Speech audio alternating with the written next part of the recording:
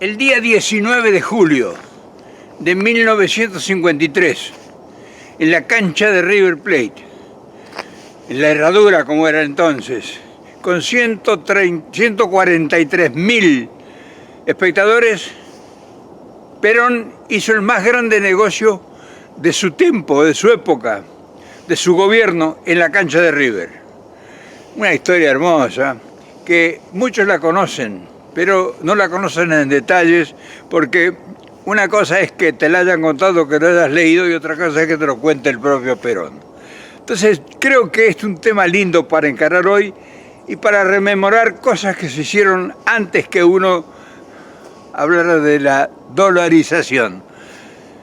Te va a gustar el tema, ¿no? A lo mejor no estás de acuerdo, pero Perón fue el que hizo el primer negocio grande, uno de los más grandes negocios que hizo el peronismo.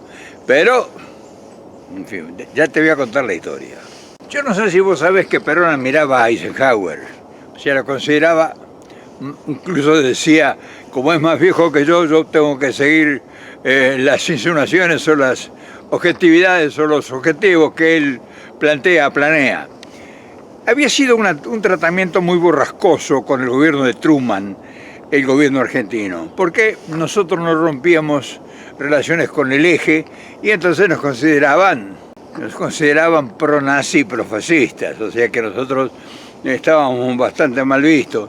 Y ya el advenimiento de la Junta Militar y la toma del poder por el poder militar en Argentina había despertado cierto resquemor, porque no se sabía qué es lo que traían ellos. Pero la mayor duda era de que no rompían relaciones con el eje. Entonces, por eso con Truman había sido borrascosa la relación. Pero al llegar a Eisenhower al gobierno, un general de 5 estrellas que había ganado la guerra, planificado, que en fin, que tenía una responsabilidad enorme y que se había volcado a la política y que había tomado los destinos de esta nación, pues abrió una gran esperanza. Y claro, había que negociar con el imperio. Ya se perfilaba que posiblemente se diera una tercera guerra mundial. Perón como estratega se comunicaba con alguna gente del Pentágono y sugería que los comunistas los iban a traicionar, les iban a patear el tablero a los norteamericanos. O sea, en su visión panorámica de la política de entonces, Perón consideraba que los rusos no iban a aceptar o no iban a cumplir los tratados que habían firmado en Yalta. Y claro, eso a él le agregaba una simpatía con los que habían ganado la guerra, porque él decía que había que prepararse para una tercera guerra mundial. Y entonces que él sugería, porque se carteaba con gente del Pentágono, y sugería él, incluso con John Foster Dulles y varios tipos importantes, sugería él que en caso de que Estados Unidos fuera obligado a huir a una tercera guerra mundial, necesitaba consolidar el continente, porque si no se iba a producir una penetración comunista en América Latina y eso sería negativo terriblemente para Estados Unidos. Si nosotros, con objetividad, evaluamos las situaciones actuales, tenemos mucho parecido con aquellos tiempos. Hoy ya no son los comunistas directamente. Hoy es China que está en la misma situación con respecto a Estados Unidos. Entonces, por eso cuando yo hablo de geopolítica, yo recuerdo aquellas cosas porque la situación es muy parecida. Nosotros hoy tenemos que hacer una apuesta, o sea, jugar. Tenemos que hacer una apuesta, es decir, jugarnos por lo que nosotros consideremos que podamos salvar la ropa. Yo te estoy contando una historia. Entonces, esta situación que se dio en 1953 frente al acosamiento, porque había un acosamiento, no te olvides que en los tratamientos eso Perón puso unas determinadas facilidades había aprobado unas leyes para liberar el comercio, los tratados comerciales con Estados Unidos, en fin, había hecho algunas concesiones bastante interesantes que los americanos lo veían con complacencia. Concesiones que había hecho el gobierno argentino al aprobar leyes en el Congreso y en el cual, a muerte, los radicales, como siempre, estuvieron en contra. Comandados por Frondizi, Frondizi y Balbín, decían que Perón era una dictadura que estaba dispuesta a entregarse a los Estados Unidos. O sea, mirá desde dónde viene la historia. Claro, esta situación avanza y claro, cuando la prédica de Perón convence al Pentágono, bien asumido Eisenhower, el gobierno, a pesar de que Albert Nuffer era el embajador americano que dialogaba ya con Perón, no fue suficiente. Eisenhower manda a su propio hermano, coronel del ejército, doctor, en fin, abogado, tipo brillante también, Milton Eisenhower, hermano de Dwight Eisenhower, que era el presidente de Estados Unidos.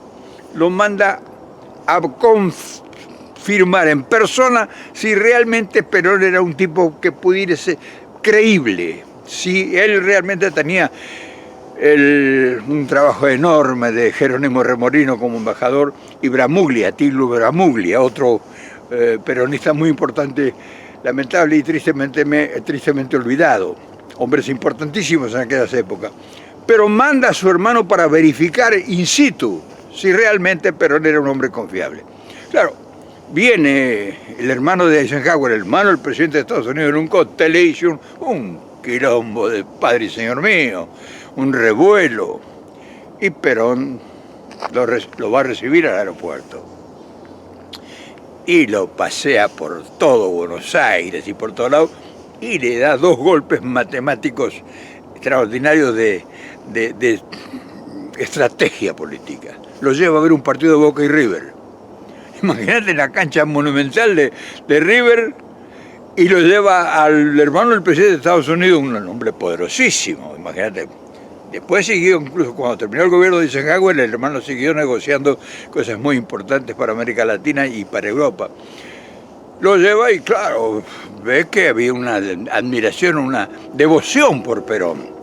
Y no obstante eso, lo lleva al otro día a Luna Park a ver una pelea de box. Y era lo mismo, era donde lo veían a Perón, temblaba todo.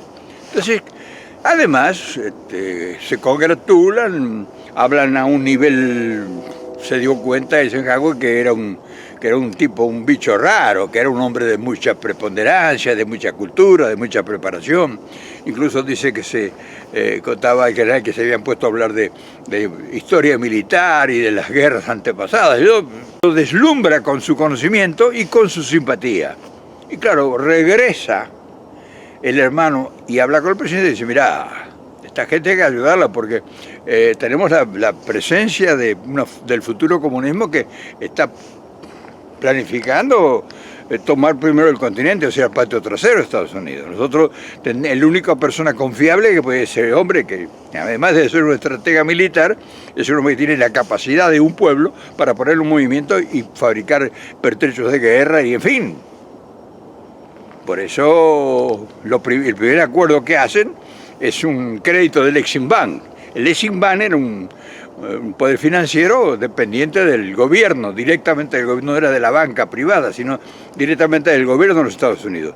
Y le conceden un crédito por 64 millones de dólares para los altos hornos de San Nicolás, altos hornos de fundición del hierro, o sea, una industria pesada había que desarrollarla con un potencial de una industria pesada, una siderúrgica de primera magnitud, con trenes de laminado y todo eso, que, en fin, los que saben de eso tienen mejor conocimiento que yo. Entonces, ese negocio se realiza en la cancha de River, o sea, entre otras cosas, la cancha de River, y después lo pasea por la Boca, lo lleva a distintos lugares, lo lleva a estancias, se comen asados con cuero, en fin, es una historia larga, que algún día la voy a contar bien como me la contó el general.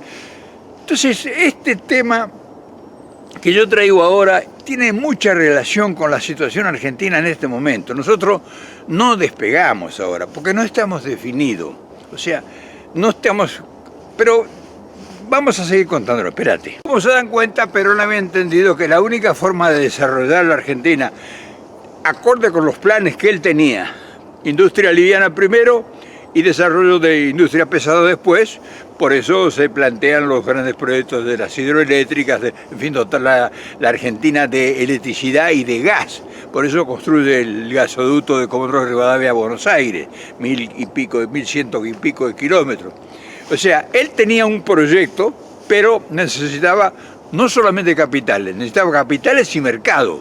Y entonces él sabía que o había dos potencias, o se plegaba a los rusos y enfrentaba una guerra abierta contra Estados Unidos, o pactaba con Estados Unidos económicamente y estratégicamente y tenía asegurado el desarrollo del país, con lo cual generaba cantidad de fuentes de trabajo. Es así que cuando comienza esta negociación con Eisenhower, lo primero que baja a Buenos Aires es Rockefeller con su Standard Oil y hacen el convenio petrolero, que todos los radicales fueron infernales, que desesperados, ansiosos, en contra del proyecto que Perón dice que se había entregado, que le había entregado a Norteamérica el petróleo. Y entonces a partir de eso, como digo, se abren los créditos, viene Kaiser con sus industrias, Kaiser que había sido uno de los industriales, que había sido uno de los puntales para hacer la guerra, fabricaba un acorazado por día. Imagínate lo que sería Kaiser en ese tiempo. Y Kaiser llega a la Argentina con su fábrica de automóviles en Córdoba, viene John Deere, en fin, vienen John Deere para la maquinaria agrícola, desarrollos industriales por todos lados, capitales, tecnología, financiamiento. O sea, había una disposición amplísima para hacer de Argentina una potencia y comandar toda Latinoamérica. Por eso hay una gran reacción en Brasil, a pesar de que todavía vivía Getúlio Vargas, y Getúlio Vargas junto con el presidente de Chile, el general Valdés del Campo, y hacen una trilogía en el sur del continente que le aseguraba no solamente la estratégica de un posicionamiento para que no hubiera en caso de una guerra. En fin, era tan brillante la concesión que había logrado Perón que realmente transforma a la Argentina. Entonces cuando eso ocurre, los ingleses, que tenían grandes capitales y que prácticamente dominaban la economía en la Argentina, se sienten enormemente afectados. Tal es así que Estados Unidos les había mandado a Perón una flota de mar que controlaba las costas argentinas para que no hubiese posibilidad de invasiones. O sea, por eso nosotros nos enteramos cuando los ingleses proveen, o sea, aprovisionan a la fuerza de mar argentina, o sea, a los marinos, que le cargan, porque había sido desarmada la marina, y entonces los ingleses rearman a los buques argentinos y que con eso bombardean Buenos Aires y todo eso. Pero nosotros teníamos información porque Albert Nuffer, que era que fue el que le salva la vida a Perón, el embajador americano, o sea, cuando se produce el bombardeo ya hacía casi una hora que Albert Nuffer había llegado a la Casa de Gobierno, lo había llamado por teléfono y lo saca Perón de la Casa de Gobierno, si no hubiera muerto ahí en la Casa de Gobierno con un bombardeo. Es decir, nosotros tenemos muchísimas cosas que están muy definidas. Los radicales, que en ese tiempo era un partido tradicionalista, estuvieron contra todo lo que fuese un acuerdo con Estados Unidos, porque decía que Perón había regalado el país, que entregaba el petróleo, que entregaba la riqueza y la minería. Todo eso que muchos argentinos desconocen, yo quiero traerlos hoy al recuerdo porque los negocios que se hicieron en Argentina, el otro día te hablé de que un almacenero fue el ministro de Economía, y ahora te cuento que en la cancha de River y en el estadio de Luna Park es donde se hicieron los grandes negocios con Norteamérica, y se puso de pie un país que era agrícola, ganadero. Nosotros teníamos posibilidades, por eso nosotros tuvimos acceso a mucho ingreso de capitales de todo índole, y nuestra gente, nuestros industriales tuvieron provisión porque tuvieron créditos. La industria argentina tuvo mucho crédito para proliferar y crecer.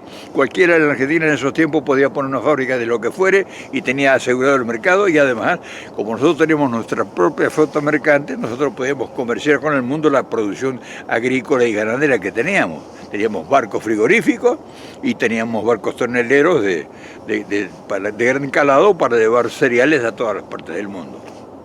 En realidad, la gran prueba de amor que Perón les dio a los norteamericanos fue cuando en 1953 hace aprobar la ley de inversiones, cosas de que se pudieran repatriar capitales, que basta que viniese una compañía y cumpliera con una cantidad de requisitos, podía repatriar hasta el 8% de sus ganancias anuales. O sea que era un arreglo muy consensuado, que fue manejado diplomáticamente muy bien por Atilio Bramuglia, después por el doctor Jerónimo Remorino.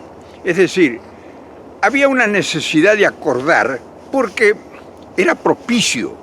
Si era propicio, como en este momento es propicio negociar.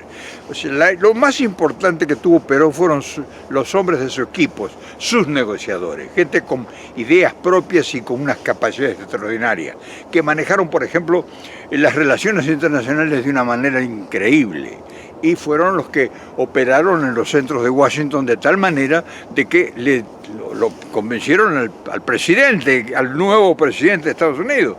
Entonces, la situación, y yo quiero recalcar esto porque muchos a mí me han atacado, muchos argentinos, compañeros, amigos, influenciados por, en fin, esas reacciones primarias que tiene el que se quiere meter en política, me acusan de que yo estoy vendido, de que yo estoy trabajando para el imperio, de que yo como vivo acá, en fin, han tejido en sórdida mezquindad una leyenda.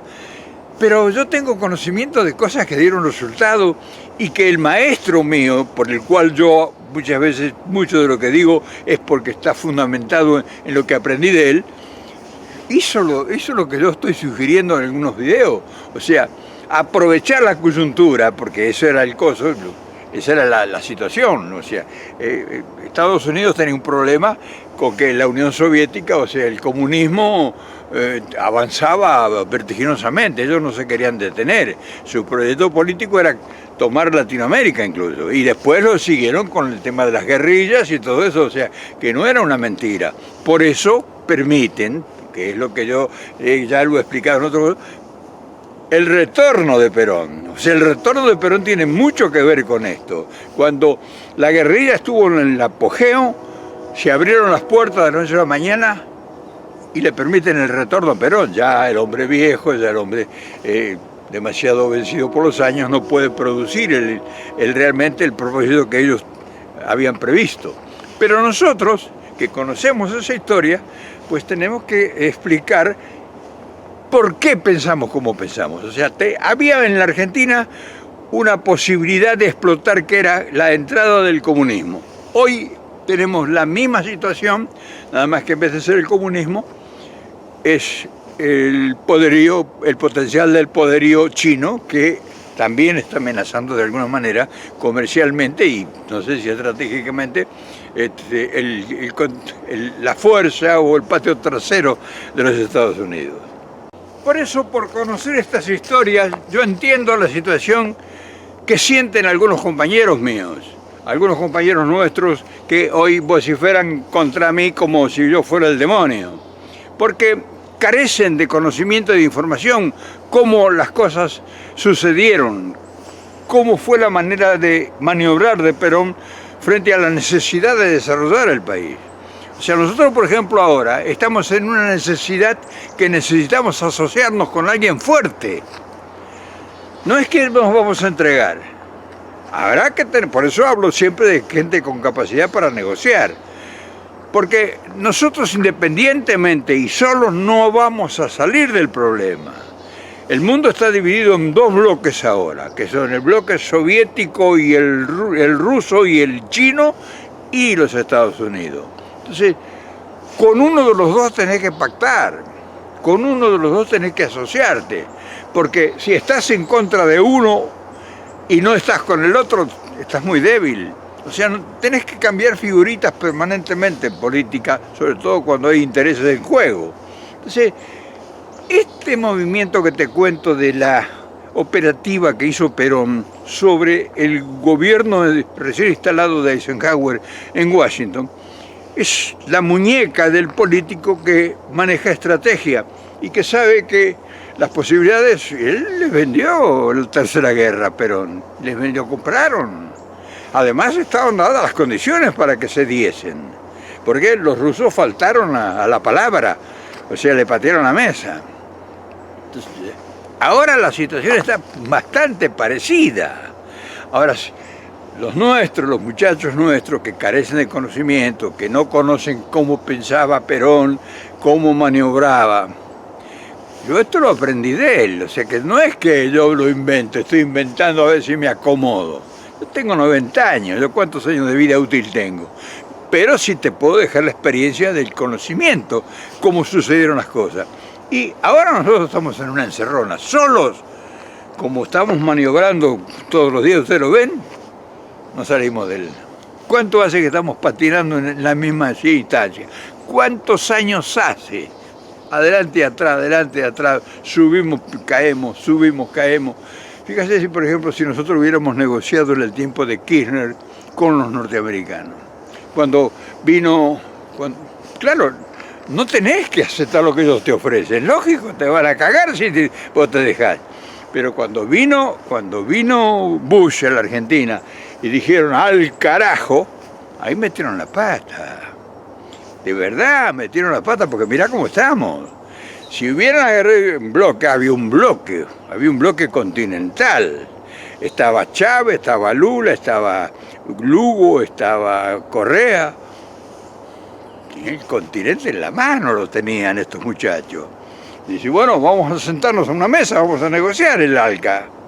No es que tenían que aceptar todo lo que le proponía Bush.